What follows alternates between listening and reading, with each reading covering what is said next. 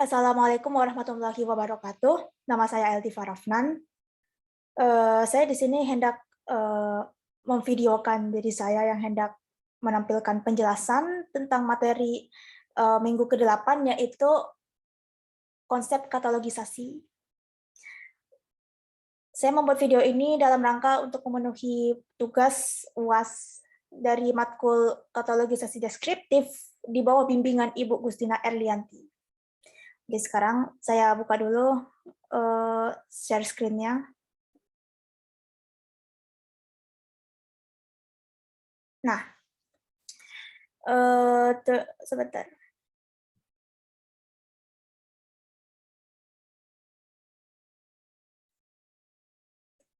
Materi minggu ke-8 konsep katalogisasi.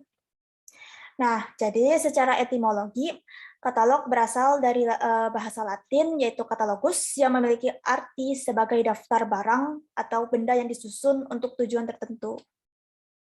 Nah, lalu tujuan katalog adalah memungkinkan seseorang untuk menemukan sebuah buku dari pengetahuan tentang pengarang, judul, dan subjek.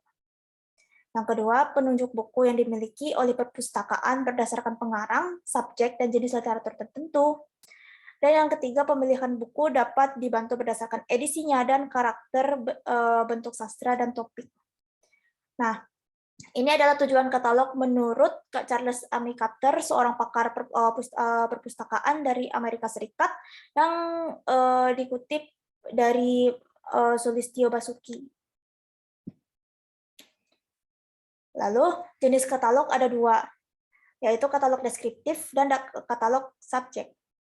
Nah, pengatalogan deskriptif ini dilakukan dengan mendeskripsikan dengan menggunakan tajuk utama. Ya, tajuk utama tuh misalnya umumnya nih yang digunakan itu seperti misal ada satu pengarang, nama pengarang biasanya. Atau misalnya kalau misalnya lebih dari satu pengarang, 2 atau 3, itu biasanya yang dipakai sebagai tajuk utama itu nama pengarang yang pertama disebutkan. Nah, lalu mendeskripsikan hal-hal yang penting seperti bahan seperti edisi, data terbitan, dan lain-lain. Lalu pengatalogan subjek dilakukan dengan tajuk tambahan seperti judul, penulis kedua dan ketiga, dan lain-lain. Nah, terus bentuk katalog ada 4, yaitu katalog berbentuk buku, katalog berkas, katalog kartu, dan katalog komputer, atau kita bisa mengenalnya sebagai online public access katalog. Nah, di sini kita bisa mengakses katalog atau mencari-cari misalnya kayak bahan koleksi yang kita targetkan gitu, atau bahan koleksi yang kita butuhkan. Nah, ini kita bisa cari keterangannya di katalog komputer ini dan bisa kita akses secara online. Nah, lalu pedoman katalogisasi deskriptif ini, jadi yang pertama, International Standard Bibliographic Description, atau kita singkatkan saja ISBD. Lalu yang kedua, Peraturan Katalogisasi Indonesia oleh Perpustakaan Nasional RI. Yang ketiga, Anglo-American Cataloging Rules edisi 2, atau singkatnya AACR 2. Nah, di katalogisasi deskriptif ini, yang paling sering dijadikan pedoman adalah yang AACR ini. Terus yang keempat, ada daftar tajuk nama-nama pengarang Indonesia.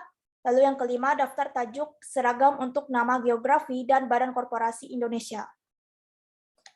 Nah, berdasarkan dari AACR yang tadi, ada 8 daerah deskripsi. Yang pertama, ada daerah judul dan pernyataan tanggung jawab.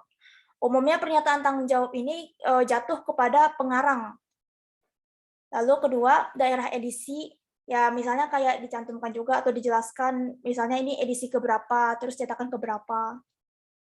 Terus yang ketiga, daerah data khusus. Yang keempat, daerah terbitan, seperti misalnya apa nama penerbitnya. Terus dari keterangan yang ada di buku itu penerbitnya ada di kota mana. Nah, itu kan berarti itu kota tempat itu bukunya diterbitin juga kan. Nah, terus sama kapan tahun berapa buku ini terbit gitu. Lalu kita lanjut lagi, ada daerah deskripsi fisik. Nah, daerah deskripsi fisik ini biasanya mencantumkan misalnya berapa jumlah halamannya, terus ini buku ada ilustrasi, ilustrasi itu kayak ada gambar atau enggak gitu.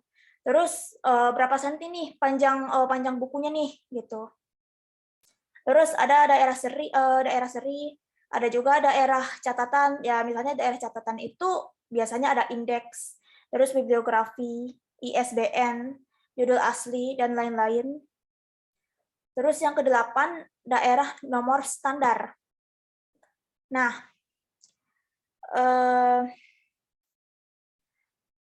sekian dari saya. Sekian penjelasan dari saya.